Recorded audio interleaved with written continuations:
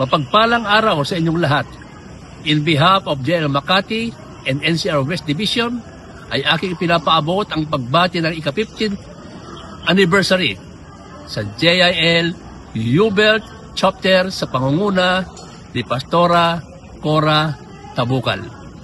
Napakabuti ang ating Panginoon sapagkat ipinakita niya ang kanyang katapatan sa kanyang gawain at sa buhay ng bawat isa. Kaya nararapat lamang at ating pasalamatan ang Diyos sa kanyang kabutihan.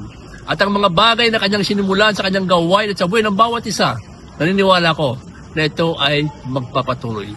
Kaya naman, tayong lahat, ipakita rin natin sa Diyos ang ating katapatan sa lahat ng bagay, sa lahat ng area ng ating buhay. Patuloy tayong maging committed, dedicated sa ating paglilingkod sa ating Panginoon, sapagkat kailanman ang mga bagay na ginagawa natin para sa Diyos ay hindi nawawalan ng kabuluhan. Pagpalain po tayong lahat ng Panginoon. Muli, happy anniversary!